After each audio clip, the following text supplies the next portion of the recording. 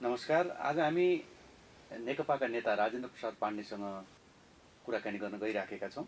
उहाँ बागमती प्रदेश सभामा धादिङ 1-1बाट प्रतिनिधित्व गर्नुहुन्छ। त्यसै गरी यसअघि उहाँ केन्द्रमा स्थानीय विकास मन्त्रीको जिम्मेवारीमा समेत सफलतापूर्वक जिम्मेवारी निर्वाह गरिसक्नु भएको छ। उहाँले भने तत्कालीन एमालेको संसदीय दलको प्रमुख सचेतक हुनुहुन्थ्यो र अहिले नेकपाको केन्द्रीय सदस्य हुनुहुन्छ र सामाजिक क्षेत्रको कुरा गर्दाखेरि उहाँ चाहिँ मनमोहन मेमोरियल अस्पतालको अध्यक्ष हुनुहुन्छ।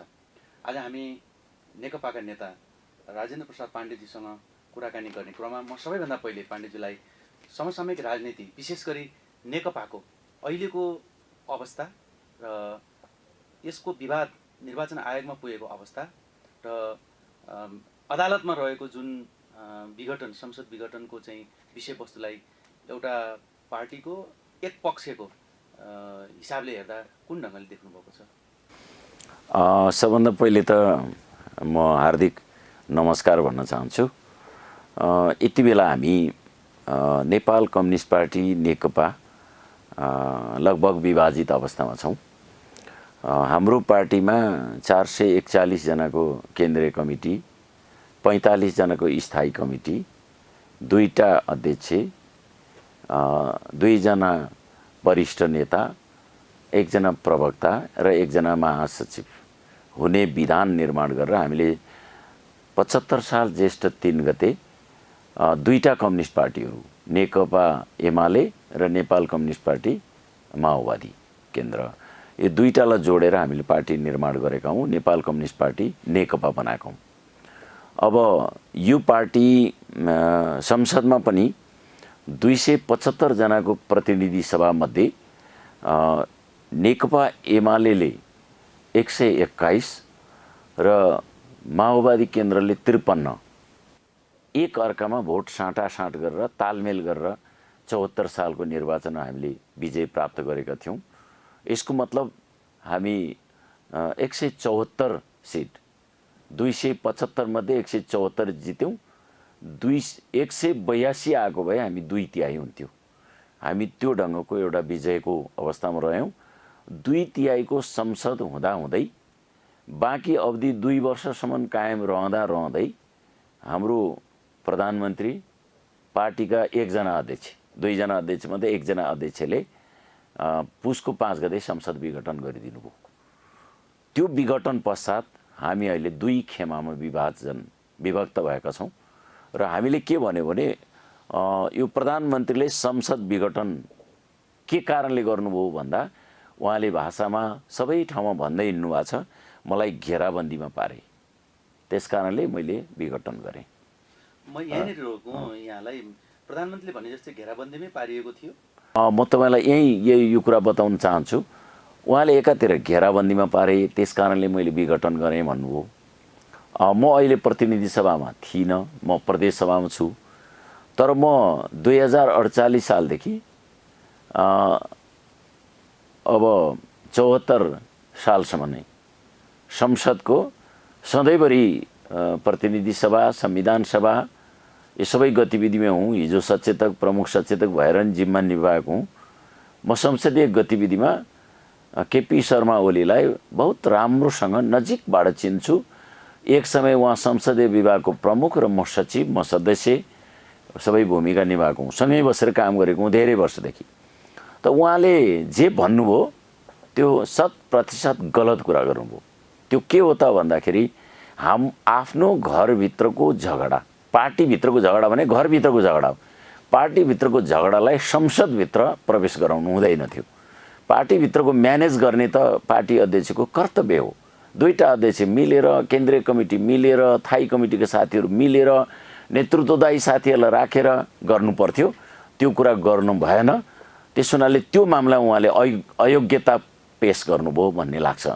र घेराबन्दीको कुरा गर्नु भने मैले देखिरहेको छु, नीति तथा कार्यक्रम कहिल्यै फेल भएन, बजेट कहिल्यै फेल भएन, विधेयक कहिल्यै फेल भएन। अनि ठुला ठुला राष्ट्रिय गौरवका आयोजनाहरू निर्माण गर्ने खालका काम कुराहरू कहिल्यै फेल भएनन्। अनि के हो घेराबन्दी? घेराबन्दी भने नै मलाई अनौठो लाग्यो। अनि अर्को एउटा बडो गजबको कुरा छ, उहाँले एउटै भाषणमा 5 मिनट अगाडि मलाई घेराबन्दी पारे, त्यस कारणले म विघटनमा गएँ भन्नुभएको छ। अनि 5 मिनटपछि के भन्नुहुन्छ, मेरो पालामा जति विकास निर्माण कहिल्यै भएन भनेपछि घेराबन्दीमा पारे भए त्यो विकास निर्माण चाहिँ कसरी भयो त? भनेपछि मैले यहाँलाई यहीँनिर रोकौँ। अब उहाँको यस्तो दोहोरो खालको कुराकानीलाई हेर्दाखेरि चाहिँ संक्षेपमा भन्नुपर्दाखेरि केका उद्देश्यको लागि उहाँले यी कुरा भनिराख्नु भएको छ र केका लागि ती संसद विघटन गर्नुभयो होला? जब उहाँ प्रधानमन्त्री बन्नुभयो बिस्तारै उहाँभित्र एउटा नयाँ महत्त्वाकांक्षा जाग्यो। अघिल्लोचोटि प्रधानमन्त्री हुँदा 7-8 महिनामै उहाँ प्रधानमन्त्रीबाट हट्नु पर्यो। त्यति बेला तत्कालीन माओवादी पार्टीको जो टिम थियो त्यो टिमसँग मिलेर प्रधानमन्त्री उहाँले बन्ने मौका पाउनुभएको थियो। 7 महिनामा हेर्नुभयो प्रधानमन्त्री पद त धेरै चार्मफुल हुँदो रहेछ, त्यो पदमा त बसिरहन मन लाग्दो रहेछ, सिँगै राष्ट्र हरेक ठाउँ सबै झुक्दो रहेछ प्रधानमन्त्री पदको अगाडि, दिन पनि प्रशस्त पाइँदो रहेछ होइन।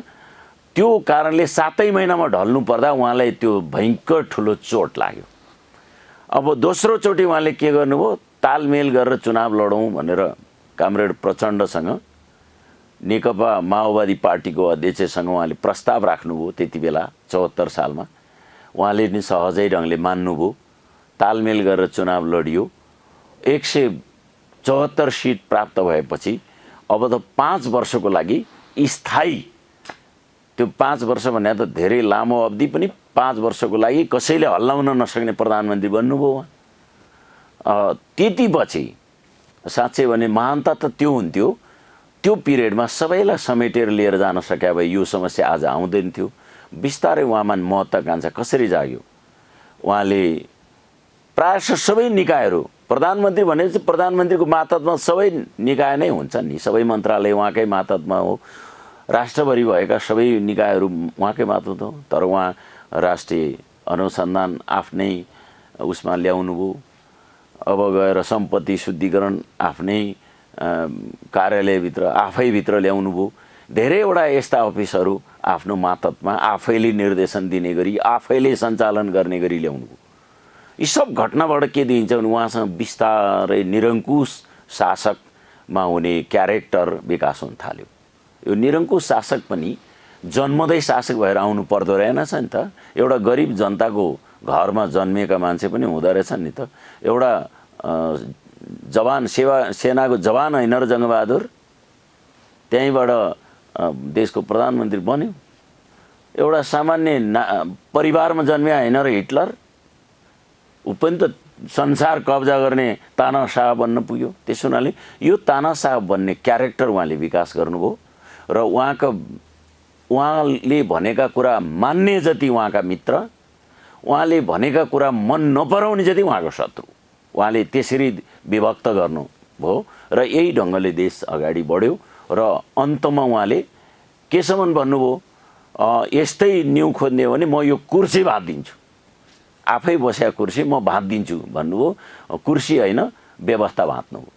यो सङ्घीय लोकतान्त्रिक गणतन्त्रको जुन व्यवस्था हो, संविधान हो, त्यो संसद विघटन होइन, यो संविधानको विघटन हो भन्ने लाग्छ मलाई। म अब प्रसङ्गलाई अलिकति अगाडिपट्टि लैजाउँ। अहिले यो नेकपा विवाद चाहिँ जुन निर्वाचन आयोगमा पुगेको छ, यहाँ एउटा पक्षबाट चाहिँ निर्वाचन आयोगमा प्रतिनिधित्व गरेर त्यसका विषयसँग सम्बन्धित विषयमा चाहिँ निर्वाचन आयोगसँग नजिक रहेर काम गरिराख्नु भएको नाताले यो विवादमा किन यो अल्झाइएको हो, या यो विवाद अथवा यो प्रक्रिया चाहिँ लामो यसै गरी लम्बिएको हो, के हो यो नेकपाको? अब निर्वाचनको एउटा सिद्धान्त हुन्छ, निर्वाचन आयोग के को लागि बनेको भन्दा निर्वाचन गराउनको लागि बनेको। निर्वाचन आयोगले फैसला के आधारमा गर्छ भन्दा 1 भोट बढी जसको हुन्छ त्यसलाई जिताउने फैसला गर्छ। यो संसारभरिको सर्वमान्य सिद्धान्त हो, लोकतन्त्रको मापन गर्ने कुरा यही हो। अब निर्वाचन आयोग, भारतको निर्वाचन आयोग गृहमन्त्रीले नियुक्ति गर्छन्, तर त्यो निर्वाचन आयोग यति स्ट्रङ हुन्छ, ऊ आयोगको जिम्मेवारी लिएको शपथ खाएको भोलिपल्टदेखि त्यही गृहमन्त्रीको पछाडि त्यो क्यामेरा लगाइदिन्छ, कहाँ जान्छ, के खान्छ, कसलाई भेट्छ, कहाँ पैसा दिन्छ। चुनावको बेलामा त झन् बढी कडाकडी गर्छ। उम्मेदवारहरूले त्यस्तो गलत काम गरे भने उम्मेदवारी क्यान्सल गर्ने तहसम्मको निर्णय गर्न सक्छन्। हाम्रो निर्वाचन आयोग संवैधानिक हो। एकचोटि नियुक्ति गरिसकेपछि महाअभियोग बाहेक अरू कसैले हटाउन सक्दैन। सरकारले अहिले केपी ओलीले चाहेर पनि उनीहरू हट्न सक्दैनन्। त्यस्तो अधिकार प्राप्त निर्वाचन आयोग किन कमजोर भएको छ म पनि अनौठो लागिरहेछ। म आफैलाई पनि उहाँहरूसँगै सोद्धाखेरि पनि मलाई पनि अप्ठ्यारो लागि म बेला भगतमा सोधि पनि रहेको छु। अब म के देख्छु भन्दा निर्वाचन आयोगले हामीलाई चिठी लेख्यो 40% छ भने दाबी गर्न आऊ भन्नु। हामीले के भन्यो भने हामी मूल पार्टी हो। हामी नै हाम्रो यो पार्टीमा 441 जनाको केन्द्रीय कमिटी छ, 2टा अध्यक्ष छन्। अब 2टा अध्यक्षमध्ये हामीले पार्टीभित्रको केही गलत निर्णयहरू केही गलत कामहरू गरेको संसद विघटन गराउने कुरा पार्टीमा कुनै सरसल्लाह नगरिकन गरेको नाताले केपी शर्मा ओलीलाई हामीले एउटा अध्यक्षबाट हटायौँ र त्यो अध्यक्षमा माधव कुमार नेपाललाई ल्यायौँ भनेर हामीले निर्णय गऱ्यौँ र त्यही निर्णय निर्वाचन आयोगलाई लगेर पेश गऱ्यौँ। त्यसभन्दा पछाडि फेरि हामीले महासचिव विष्णुप्रसाद पौडेल जसले हामीसँग भएको केन्द्रीय कमिटीको माइनट शुद्ध लुकाए, बोलाएर छलफल गर्दा उनी आउन तयार भएनन्। त्यसो भएपछि हामीले उनलाई पनि कारबाही गऱ्यौँ, महासचिवबाट हटायौँ। पार्टीभित्र अरू केही भएको छैन, यही 2टा हटायौँ। त्यही कुरा लगेर राजनीतिक दल सम्बन्धी ऐन 2073 को दफा 51 अनुसार हामीले अद्यावधि गर्न निर्वाचन आयोगलाई दियौँ। निर्वाचन आयोगले माग्यो 40% छ भने आउनुहोस् भनेर, हामीले त्यो दियौँ। त्यो दिइसकेपछि निर्वाचन आयोगले एउटा निर्णय गर्यो। माघको 12 गते हामीलाई एउटा चिठी दियो। चिठी दिँदा के भन्यो त भन्दा तपाईहरूको दलमा 2टा अध्यक्ष रहेछन्। अझ निर्वाचन आयोगलाई चाहिँ के भ्रम पनि रहेछ भने यो 2टा अध्यक्षमध्ये एउटा अध्यक्ष प्रथम र अर्को अध्यक्ष दोहोरो अध्यक्ष रहेछ भन्ने उहाँहरूलाई भ्रम रहेछ। त्यही भ्रम अनुसार प्रथम अध्यक्षले लेखेर दिएको र 2टै अध्यक्ष भएर चिठी लेखेर नदिएको नाताले हामी चाहिँ अहिले त्यो पार्टीको पुस 5 गतेभन्दा पछाडिको कुनै पनि निर्णय तपाईँहरूको मान्दैनौँ, तर तपाईँहरूको केन्द्रीय कमिटी चाहिँ 441 जनाको हो भनेर लेखेर दियो। त्यसपछि हामीले के भन्यौँ त भन्दाखेरि हामीले इमर्जेन्सी देशभरि रहेका हाम्रो केन्द्रीय कमिटीको सदस्यहरूलाई उहाँहरूकै मागमा केन्द्रीय कमिटीको सदस्यहरूको 25%ले माग गर्नुभयो हामीलाई इमर्जेन्सी बैठक बोलाइयोस्। त्यो बैठकले 19 गते माघको 19 गते निर्णय गरेर दाबी गर्न जाने भन्ने निर्णय गर्यो। राजनीतिक दल सम्बन्धी ऐन 2073 को दफा 43-44 अनुसार दाबी गर्न जाने निर्वाचन आयोगमा भनेर निर्णय गर्यो। निर्णय अनुसार हामी दाबी गर्न गएको माघको 20 गते हामीले दाबी दियौँ। त्यो दाबी गरिसकेपछि निर्वाचन आयोगको कर्तव्य के हुन आउँथ्यो भन्दाखेरि ऐन अनुसार अर्को पक्षलाई 15 दिनको सूचना दिएर यो एउटा पक्ष यसरी आएको छ, तपाईहरुको कुरा के छ भन्नु आउनुस् भनेर बोलाउनु पर्थ्यो। त्यो 15 दिन पुग्न लागिसकेको छ, तर उहाँहरूले केही गरिरहनु भएको देखिया छैन। मैले यहाँनेरि रोकेर एउटा जिज्ञासा राख्न मन लाग्यो। यो लम्बी प्रक्रिया लम्बी राखेको अवस्थामा हेर्दाखेरि मूल कुरो आधिकारिकता र निर्वाचन चिन्हको विषय देखिन्छ। यो लम्बिएको प्रक्रियालाई हेर्दाखेरि यहाँहरू आधिकारिकता प्राप्त हुने, आफूलाई आधिकारिकता प्राप्त हुने र सूर्य चिन्ह यहाँहरूकै पक्षमा आउँछ भन्ने कुरामा विश्वस्त हुनुहुन्छ? विश्वस्त नहुनुपर्ने कारणै छैन। निर्वाचन आयोग, म तपाईलाई बताउँछु, निर्वाचन आयोगले यही नेपालको यो संविधान मान्नु पर्छ पर्दैन। निर्वाचन आयोगले संसदले पास गरिदिएको यो ऐन मान्नु पर्छ पर्दैन। यही संविधान र ऐन हाम्रो पार्टीको विधान 75 साल ज्येष्ठ 3 गते हामीले पेश गरेको विधान, यही 3टा कुराको आधारमा उहाँहरूले निर्णय गर्ने हो। त्यो हाम्रो पार्टीको विधानले के भन्छ? बहुमतको निर्णय पार्टीको निर्णय, बहुमतको निर्णय पार्टीको निर्णय भन्छ। बहुमत हामीसँग छ।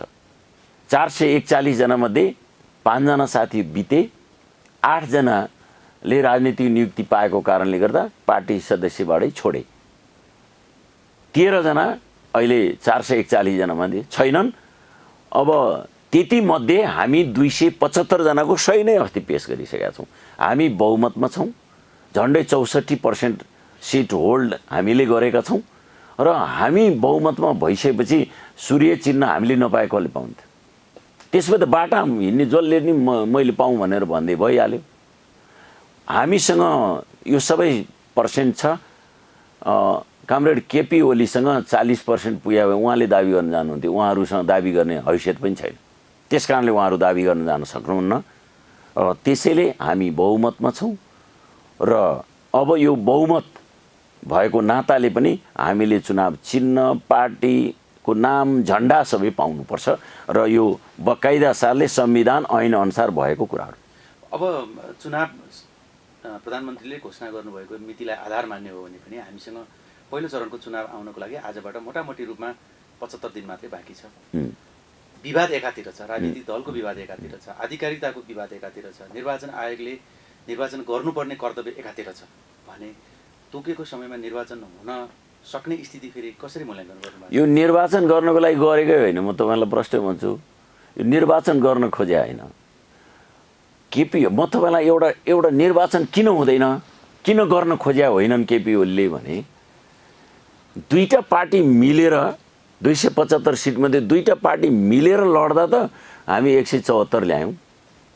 अब त्यही एउटै पार्टीको दुई ग्रुप भएर प्रत्येक 165 वटा निर्वाचन क्षेत्रमा चुनाव लड्न जाँदा 2 तिहाई आउँछ। केपी ओली त 2 तिहाई ल्याउँछु भनेर ढाँड्दै हिँड्नु भएको छ। कहाँबाट आउँछ 2 तिहाई? कि कहीँबाट बाक्सामा प्याक गरेर राखिराखे पहिल्यै त्यही गनेर भन्ने चुनाव उतै गर्नु पर्यो कि? त्यसो हुनाले यो गलत कुरा हो। 4 महिनामा अबको रिजल्ट चुनावको वैशाखमा चुनाव हो, जेठमा रिजल्ट आइसक्छ। जेठमा रिजल्ट आउँदा प्रधानमन्त्री पदबाट बाहिर निस्कने गरी केपी ओलीले होइन चुनाव गराउन्, प्रधानमन्त्री केपी ओलीले चुनाव गराउन लाग्यो हो त। अहिले भएको विद्यमान स्थितिले त उनको 2 तिहाई होइन, उनको बहुमत पनि आउँदैन, उनी ठुलो पार्टी पनि बन्न सक्दैनन्। अनि कहाँबाट चाहिँ नि किन उनले यो चुनावको न्यू बनाएर हाले? यो त उनी अहिले यति बेला मैले निरङ्कुश शासकमा परिणत हुन कोसिस गरिरहेका छन्। उनलाई सहयोग गर्नेहरूले त्यही ठाउँमा पुर्याइरहेछन्। महाराज तपाईँ अगाडि बढ्नुहोस् भन्ने ढङ्गले ठेलिरहेका छन्। एउटा शक्ति खुसीमा छ। अहिले नेपालमा कम्युनिस्टहरूको बहुमतको सरकार चुनावकै विधिबाट आयो। ओहो उत्पात भयो, यो कसरी नाश गर्ने भन्ने केही शक्तिहरू थिए, तिनलाई खुसी बनाउने काम पनि उनले एकैचोटि गरेका छन्। त्यसो हुनाले यो बहुमत होइन, उनी देशको सबभन्दा ठुलो पार्टी पनि बन्न सक्दैनन् र यो अँध्यारो सुरुङमा देशलाई हाल्ने काम गरे। यो अस्थिरतामा देशलाई पुर्याउने काम गरे। स्थिति त्यही हो। भनेपछि प्रधानमन्त्री केपी शर्मा ओली जतिको चतुर राजनीतिक खेलाडीले आत्मघाती काम गर्नुभयो? यो आत्मघाती काम हो। यो आत्मघाती काम हो। त्यो इतिहासले देखाउला। र म के भन्न चाहन्छु भने संसदमा बहस चलिरहेछ। पुनर्स्थापनाको लागि हामीले सांसदहरूले मुद्दा दिएका छन्, बहस चलिरहेछ। त्यो बहसको फाइनल पनि हुँदैछ। सम्मानित हाम्रा न्यायाधीशज्यूहरू लामो कोर्सबाट न्याय सम्बन्धी विवादका निरूपण गर्दै आउनुभएको अनुभवी मान्छेहरू हुनुहुन्छ। त्यस्तो अनुभवी मान्छेहरूले संविधानको कुनै दफामै नभएको, विघटन गर्ने कुनै ठाउँै नभएको विषयलाई लिएर विघटन गरेको केस मलाई लाग्छ यो संसद विघटनको मुद्दा चाहिँ त्यही विघटन सदर भन्नुहुन्छ भन्ने मलाई लाग्दैन। अनि अर्को एउटा चाहिँ यहाँहरूको खेमालाई, यहाँहरूको समूहप्रति एउटा आरोप के लाग्ने गरेको छ भने माधव कुमार नेपाल र पुष्पकुमार दाहाल प्रचण्डको बिचमा अहिले एउटा समस्या के देखिन्छ भन्ने आरोप लागेको छ भन्दाखेरि पहिला 60-40 को आधारमा पार्टी एकीकरण भयो। अनि 60% रहेको 40% लगभग प्रचण्डप्रति देखिन्छ, तर 60% दुईतिर बाँडिएको देखिन्छ। त्यस्तो अवस्थामा पूर्व एमालेको बिचमा त्यस्तो खालको अविश्वासको वातावरण नरहेको, तर यतापट्टिको खेमा जहाँ प्रचण्ड र नेपाल हुनुहुन्छ उहाँहरूको खेमामा चाहिँ रहेका पूर्व एमालेका साथीहरूलाई, पूर्व माओवादी साथीहरूलाई पूर्ण रूपमा विश्वास नगरिराखेको, गर्न नसकेको खालको वातावरणहरू चाहिँ रहेको भन्ने आरोपहरू लाग्ने गरेको छ। त्यस्तो सङ्ख्या घटी बढी होला। यति बेला पूर्व माओवादी पनि विभाजित भएर ओलीजीसँग पनि छन्। रामबहादुर थापा, टोपबहादुर रायमाझी, लेखराज भट्ट लगायतका अहिले मन्त्रीमण्डलले 4-5 जनै हाल्नु भएको छ उहाँले, त्यो पनि छन्। त्यसो भएको हुनाले यो माओवादी पार्टी पनि, हिजोको माओवादी पनि फुटेर एउटा टुक्रा उता पनि गएको छ। यति बेला हिजोको एमालेहरू पनि केपी ओलीले एक थरी साथीहरू लिएर बस्नु भएको छ। त्यसो हुनाले यो नीतिगत लडाइँ हो, नीतिगत लडाइँ हो। नीतिगत लडाइँमा विचारको लडाइँ हो। यो विचारको लडाइँमा मलाई लाग्छ अहिले अविश्वास होला, केही दिन एकले अर्कालाई एक्सेप्ट गर्न गाह्रो होला। एक्सेप्ट गर्ने स्थिति आइसक्थ्यो। 74 सालमा हामी चुनाव मिलेर लड्यौँ, खुसीले भोट हाल्यौँ नि त, होइन र? खुसीले भोट हाल्यौँ, जितायौँ। अनि 75 सालमा पार्टी एकता भयो। त्योभन्दा पछिल्ला दिनमा त्यो पार्टीलाई एकताबद्ध बनाउने, त्यसलाई सबै कार्यकर्तालाई घुलमिल गराउने काम त हामीले गर्दै गरेनौँ, पार्टी कामै गरेनौँ। त्यो स्थिति रह्यो। यी सब कारणले गर्दा आजसम्म यो घाउ रहँदैन थियो। मैले यहीँनिर जोड्न खोजेँ, जस्तो यो चाहिँ सन्दर्भ कहाँनिर जोड्न खोजिएको भन्दाखेरि प्रधानमन्त्रीसँग रहेको समूहले चाहिँ रिक्त रहेका विभिन्न आफ्ना जनवर्गीय सङ्गठनहरूमा धमाधम पदपूर्ति गरिराखेको देखिन्छ। तर यतापट्टिको समूह जुन माधव नेपाल र प्रचण्डले नेतृत्व गर्नुभएको छ, त्यो समूहले चाहिँ त्यति साह्रो आफ्ना जनवर्गीय सङ्गठनहरूमा रिक्त पदपूर्ति गरेको चाहिँ देखिँदैन। यसले हेर्दाखेरि कि यहाँहरूसँग त्यो खालको पदपूर्ति गर्ने खालको चाहिँ आफ्ना कार्यकर्ता, नेता कार्यकर्ता नभएको, या यहाँहरूले त्यो सङ्गठनलाई चासो नदिनु भएको? चासो नदिएको पनि होइन। अहिले पहिलो चरणमा त एक थरी कार्यकर्ताहरूलाई विचारको हिसाबले समेट्नु पर्यो पहिलो नम्बरमा। अब नेताहरू दौडिरहनु भएको छ, ठुल्ठुला आमसभाहरूको आयोजना भइरहेका छन्, कार्यकर्ता भेलाहरू चलिरहेका छन्। त्यस कारणले अलिकति ढिला भयो। तपाईँले भनेको कुरालाई म एक्सेप्ट गर्छु, अलिकति ढिला चाहिँ भएको छ। तर यसलाई समेट्नुपर्छ, तपाईँले भने जस्तै समेट्नुपर्छ। समेट्ने खालको एक खालको सरसल्लाह पनि अगाडि बढिरहेछ। यो समेट्ने कुरा चाहिँ तपाईँले चाँडै नै देख्न पाउनुहुन्छ। म तपाईँलाई एकातिर त्यो भन्न चाहन्छु। हाम्रो कुरा चाहिँ यति बेला लोकतन्त्र ठुलो हो कि निर्वाचन ठुलो हो? लोकतन्त्र, निर्वाचन ठुलो होइन, लोकतन्त्र ठुलो हो। त्यसैले हामी काङ्ग्रेसका साथीहरूलाई पनि भन्न चाहन्छौँ, अहिले चुनाव हुन्छ र बहुमत सिट आर्जन गरिन्छ, कम्युनिस्ट पार्टीहरू फुटेर दुईटा भएको छन्, यही मौका हो भनेर उहाँहरूले नसोचे हुन्छ। चुनाव गर्नलाई गरिएको होइन, यो अँध्यारो सुरुङमा देशलाई हिँडाउने ज्ञानेन्द्र राजाले गरेका कदम र यो कदम उठ्दै हो र यो तत्काल चुनाव हुनेवाला छैन। अब म अर्को एउटा सन्दर्भ जोडौँ। यहाँ चाहिँ प्रदेश संसदमा हुनुहुन्छ, बागमती प्रदेश संसदमा हुनुहुन्छ। केही समय अगाडि मुख्यमन्त्रीको विरुद्धमा अविश्वास प्रस्ताव ल्याउनु भएको थियो यहाँहरूले। हो, यहाँहरूसँग नजिक रहनुभएका मन्त्रीजीहरूले आफ्नो जिम्मेवारी छोडेर हिँडिसक्नु भएको छ। न अविश्वासको प्रस्ताव पारित भएको अवस्था छ, न यहाँ मन्त्री त्यहाँ रहनुभएको स्थिति छ। संसदको अधिवेशनलाई के अरे कार्यक्रमलाई पनि, बैठकलाई पनि केही समय लम्ब्याइएको छ। के स्थिति हो त्यहाँ? यो आउँदो 5 गते फेरि बैठक छ। अनौठो कुरा चाहिँ हामीले राखेको अविश्वासको प्रस्तावको 45 दिन नागिसक्यो। अविश्वासको प्रस्ताव जसका विरुद्ध राखिया छ, अविश्वास तिम्रा विरुद्ध छ भनिसकेपछि उसले आफैले चाँडोभन्दा चाँडो बैठक राखेर फेस गरेर हुने हुने नहुने क्लियर गर्नु सक्नुपर्छ। यही अविश्वासमा एक दिन भने नि बढी बसौँ, त्यो कुर्सीमा टाँसिएर बसिरहँ भन्ने मानसिकता लिएको देखिन्छ। उनीहरूकै कदमबाट अघिल्लोचोटि नोटिस टाँसेर बिदा गर्ने काम भएको थियो। अब आउँदो 5 गते छ, मलाई लाग्छ आउँदो 5 गते चाहिँ नोटिस टाँसेर बिदा गर्ने स्थिति नहोला, छलफल होला र यही 5 गतेदेखि 7 गतेसम्ममा यो अविश्वासको प्रस्तावको अन्तिम टुङ्गो लाग्छ भन्ने लाग्छ मलाई। लामो समयदेखि यहाँ त्यहाँ जनप्रतिनिधिको रूपमा खटिराख्नु भएको छ।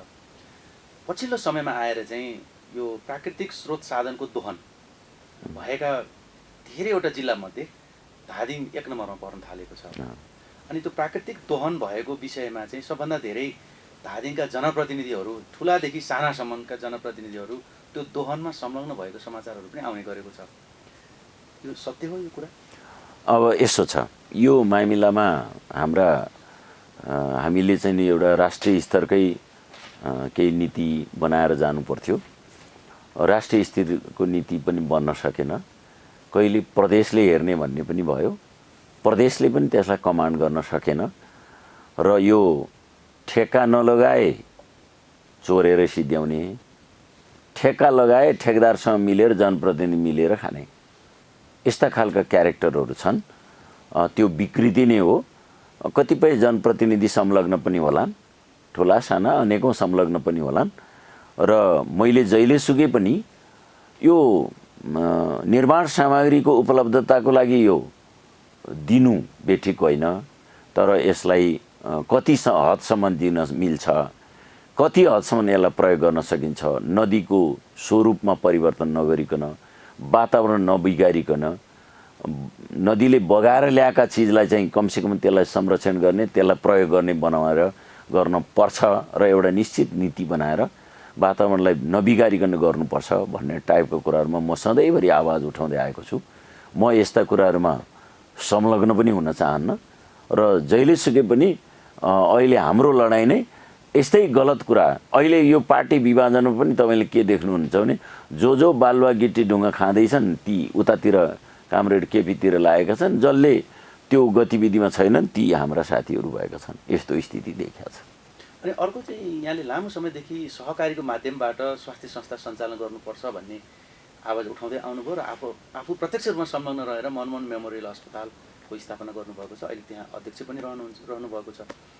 तर यहाँहरू जतिको वामपन्थी नेतृत्व रहेको संस्थामा केही समयदेखि कर्मचारीहरू, चिकित्सकहरू, स्वास्थ्य कर्मीहरूले चाहिँ हडताल गरेको अथवा असन्तुष्टि जाहेर गरेको देखिन्छ। हजुर, यसको कारण चाहिँ ती चिकित्सक स्वास्थ्यकर्मी हुन् कि नेतृत्वमा रहने कामरेडहरू? म तपाईँलाई के बताउँ भन्दाखेरि हामीले 2063 साल ज्येष्ठ 1 गते जनआन्दोलन सिद्धिएपछि ठमेलमा श्रद्धेय नेता मनमोहन अधिकारीको नाममा एउटा पहिलोचोटि 50 बेडको अस्पताल सुरु गऱ्यौँ। पछि त्यसलाई 100 बेडको बनायौँ। त्यो घर चाहिँ अलि पुरानो टाइपको सब स्ट्यान्डर्डकै घर थियो। बडो दुःखजिलो चाहिँ मनमोहन मेमोरियल सामुदायिक अस्पताल भनेर चलायौँ। त हामीले कहाँनिरबाट गल्ती गऱ्यौँ? म तपाईँलाई त्यो अस्पताल सुरुदेखि नै हामीले कसरी गल्ती गरेछौँ भन्दा हामीले राम्रो मान्छे भन्दा नि हाम्रो मान्छे भर्ना गरेछौँ। अधिकांश मैले मेरो मान्छे भर्ना गर्ने, त्यहाँ भएको अर्को साथी सञ्चालक समितिमा बस्ने अर्को साथीले उहाँले आफ्नो मान्छे भर्ना गर्ने, हुँदै हुँदै त्यो हाम्रा मान्छेहरूको जमघट भएछ। बिस्तारै त्यहाँ ट्रेड युनियन पनि बन्यो। त्यो ट्रेड युनियनमा बस्ने साथीहरूलाई त्यो अस्पताल बाँचोस् भन्ने होइन, अस्पताल बाँचोस् नबाँचोस् मतलब छैन, अस्पताल चलोस् नचलोस् मतलब छैन, हामीले खान पाउनुपर्छ, अस्पताल हामी मिलेर चलाउनुपर्छ भन्ने होइन। हामीले पटक पटक भन्यौँ तपाईँहरूको कारणले अस्पताल बर्बाद हुँदैछ है, तपाईँहरू अधिकारको लागि आवाज उठाउनुहुन्छ, ट्रेड युनियनमा सङ्गठित हुनुहुन्छ, ट्रेड युनियन बनाउन लड्ने मान्छे हो हामी हिजोदेखि। तर पहिला त यो अस्पताल बाँच्नु पर्यो, तब न तपाईँहरूले बाँच्ने हो। अस्पताल बाँचेन भने हामी को व्यक्तिले गोजीको पैसा ल्याएर यो तपाईँहरूलाई पाल्ने हो र? म सहितको 28 जना साथीले 1-1 लाख उठाएर सुरु गरेको यात्रा हो यो। त्यस्तो अहिले 2600 साथीहरू भएका छन्। हाम्रै अनुहार हेरेर साथीहरूले 1-1 लाख हालिदिएका छन्, राम्रो होला भनेर। त्यहाँ त्यो ठमेलमा भएको अस्पताल हेर्दा हेर्दै हाम्रै त्यहीँ बसेका स्वास्थ्य कर्मीहरूले सिद्ध्याए। स्थिति यस्तो रह्यो। हाम्रो कमान्डभन्दा बाहिर गयो। हामी त राजनीतिक मान्छे हौँ, राजनीतिक मान्छे भएको हुनाले उसले 24 आवर्स, म तलबे मान्छे होइन, भोलिन्टियरली यो संस्था चलाएको हो। म राजनीतिक हिसाबले कहिले धादिङ हुन्छु, कहिले हेटौँडा हुन्छु, कहिले पार्टीका अनेकौँ काममा हुन्छु। मैले त्यहाँ रेगुलर हेर्ने होइन, त्यहाँ एकजना डाइरेक्टर खडा गरिया हुन्छ कर्मचारीको रूपमा। म्यानेजमेन्ट कमिटी छ, यी कसैको कमान्डमा रहेन। अन्तमा कोभिड सुरु भएपछि हाम्रो हालत के हो? अरू अस्पताल जम्न थाल्यो, हाम्रो हालत चाहिँ बिरामी 3 जना, त्यहाँ काम गर्ने जागिरे 96 जना। 96 जना जागिरे पनि तपाईँ आउने बित्तिकै तपाईँले 10 जना भरिगयो, अर्को कोही साथी सञ्चालक समिति भएर आउँछ, उसले पनि अर्को 5-7 जना थपिगयो। यस्तो खालको स्थितिमा हामी पुग्यौँ र अन्तमा त्यही संस्थाले उत्पादन गरेकोले लगभग 7-8 करोडभन्दा बढी ऋणमा पुर्यायो त्यो संस्थाले। अब संस्थाले केही गरेर पनि यो संस्थालाई बचाउन नसक्ने भयो भन्ने भएपछि गएको चैत महिनादेखि लकडाउन सुरु भयो, बन्द भयो, चल्न नसक्ने स्थिति भएन। अहिले त्यहाँका कर्मचारीहरूलाई आजसम्म उनीहरूले पाइरहेका पारिश्रमिक आदि सबै दिएर बिदा गर्ने कामहरू भइरहेछ। तर पनि केही मान्छेले उक्साएका छन्। त्यही उक्साएका मान्छेहरू यसो नारा जुलुस गर्छन्, बेला बखतमा चाहिँ नि टेलिभिजनहरूमा अन्तर्वार्ता पनि दिन पुग्छन्। हामीले 13 वर्षदेखि पालेकै मान्छे हो। अब हामीले नै दुःख गरेर हाम्रै घाँस काटेर पैसा हालेर बनाइदिए अस्पताल, अब अहिले उनीहरूले हामीलाई गाली गरिरहेछन्। मैले गाली गरिरहौ, गाली गरेरै एउटा अस्पताल खायौ। अब तिम्रो जिन्दगीमा अर्को कुनै संस्थामा तिमीले जागिर पाउनेवाला छैनौ जस्तो लाग्छ मलाई। किनभने उनको त रेकर्ड बसिसक्यो नि। मैले अर्को एउटा अस्पतालवालासँग 100 बेडको अस्पताल चलाउने साथीहरूसँग रिक्वेस्ट गरेँ, साथी हो यिनीहरू धेरै वर्षदेखि काम गरेका छन्, अनुभवी छन्, लगेर राखिदिनुहोस् न भने। त्यही युनियनवाला यो हुँदैन हामी सक्दैनौँ, आधा तलबमा नि हामी सक्दैनौँ। यो स्थिति छ। मैले तपाईँलाई यो तपाईँको सञ्चार माध्यमबाट वास्तविकता यही हो। तपाईँहरू गएर अध्ययन गर्न सक्नुहुन्छ। अब उनीहरू त्यहाँ जम्मा हुन्छन्, मेरा नाममा नारा लाउँछन्, राजेन्द्र पाण्डे मुर्दाबाद भनेर नारा लाउँछन्। लगाऊ, राम्रो कुरा हो। जसले जन्माइदियो, जसले खान नपाएला खाने व्यवस्था मिलाइदियो, 13 वर्ष पालिदियो, त्यसैलाई मुर्दाबाद भनेर उनको प्रगति हुन्छ भने होस् न, राम्रो। यहाँ एक थरी मान्छेको चाहना पनि छ, राजेन्द्र पाण्डे मुर्दाबाद भनाउन पाएदेखि केही भइहाल्छ कि भन्ने खालको। हामीसँग 3 अर्ब ऋण छ त्यो संस्थाको। यो नेपाल स्वास्थ्य सेवा सहकारी संस्था हो। मेडिकल कलेजको लागि भनेर ल्याएको ऋण, स्वयम्भूमा अस्पताल छ, टिचिङ हस्पिटल, दहचोकमा डाक्टर पढाउने ठाउँ बनाएको छौँ। यो सारा कुरा छ। ऋणै ऋणमा डुबेका छौँ। कुन दिन बैंकले लिलाम बोल्छ भन्ने ठेगान छैन, त्यो अवस्थामा छौँ। बडो दुःखका साथ सहकारीको माध्यमबाट देशमा एउटा ठुलो काम गरौँ, मनमोहनजीलाई श्रद्धा गर्ने ठाउँ बनाऊँ भने यस्तो भएको छ। मैले तपाईँलाई यति बताएँ। यहाँलाई धेरै धेरै धन्यवाद। आफ्नो व्यस्त समयको बावजुद पनि जनआस्था.com को यो स्टुडियोमा आएर केही कुराहरू राखिदिनु भयो। यहाँलाई हाम्रो जनआस्था.com को तर्फबाट धेरै धेरै धन्यवाद।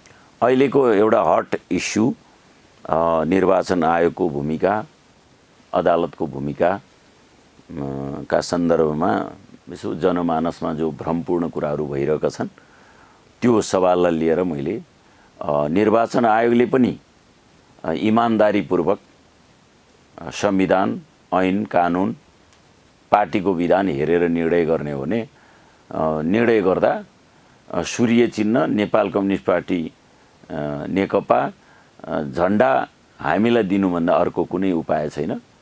माधव नेपाल, पुष्पकमल दाहाल, झलनाथ खनाल भएको जो टिम छ त्यो टिमलाई दिनुभन्दा अर्को उपाय छैन। सर्वोच्च अदालतमा पनि जो फैसला हुने क्रममा छ, छलफलमै छ। त्यसमा पनि हाम्रो सम्मानित न्यायाधीशज्यूहरू जो अध्ययन गर्दै हुनुहुन्छ, उहाँहरूको जीवनमा एउटा ठुलो मेसेज दिने कुरा हो यो।